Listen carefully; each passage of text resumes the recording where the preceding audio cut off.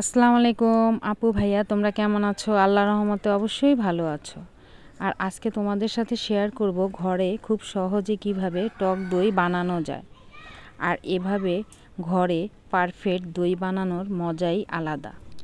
দেখো, আমার দইগুলো খুব সুন্দর করে পাতিলে বসে গেছে। আসলে অনেকেই বলে ঘরে দই বসালে দইটা ভালো হয় না। জানি না কেন হয় না, তবে আমি আজকে তোমাদের খুব সহজে দই বানানো দেখাবো। আর আমার এই জিনিসটা ফলো করে তোমরা বাসায় ট্রাই করবে, দেখবে আল্লাহর রহমতে 100% দইটা ভালো হবে।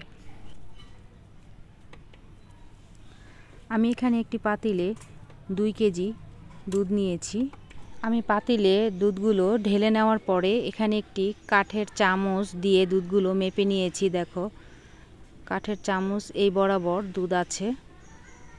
আমি এখানে একটি সাইন পেন দিয়ে দাগ দিয়ে নিব। তোমরা চাইলে যে কোনো পরিষ্কার চিকন লাঠি দিয়েও মেপে নিতে পারো।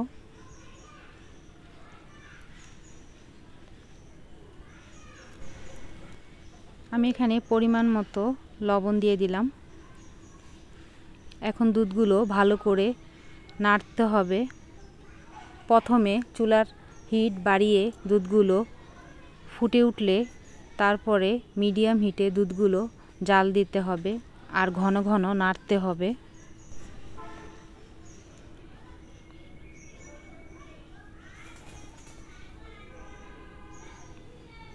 এভাবে ঘন ঘন নাড়তে হবে, না হলে তলায় লেগে যেতে পারে। যেহেতু আমি এখানে টক দই বানাবো, সেজন্য এখানে চিনি ব্যবহার করব না। দেখো, দুধগুলো এভাবে জাল দিতে দিতে অনেকটাই শুকিয়ে গেছে।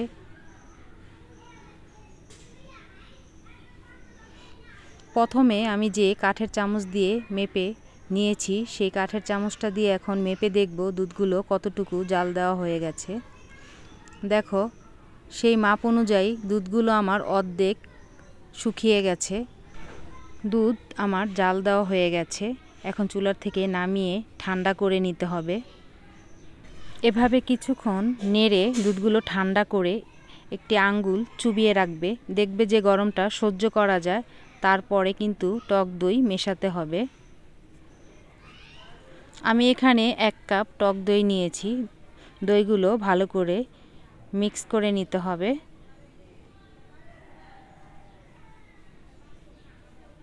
খুব ভালো করে দুধের সাথে টক দইটা ভালো করে মিশাতে হবে। আমি এখানে একটি মাটির পাতিল নিয়েছি। পাতিলটা ভালো করে মুছে নিব। তোমরা চাইলে যে কোনো প্লাস্টিকের বাটি বা পাতিলও বসাতে পারো। আমি এখানে একটি ননস্টিকের পাতিল নিয়েছি। পাতিলে কিছু কাপড় দিয়ে নিব।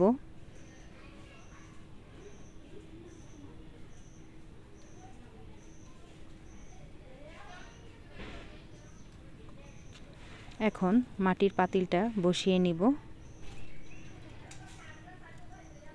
টক দই দিয়ে মেশানো দুধটা পাতিলে ঢেলে দিব।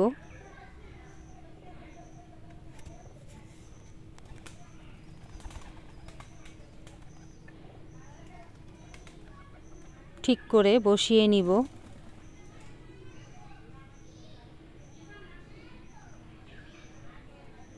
তোমরা চাইলে একটি প্লেট দিয়েও ঢেকে নিতে পারো। আমি একেবারে ঢাকনা দিয়ে ঢেকে দিয়েছি।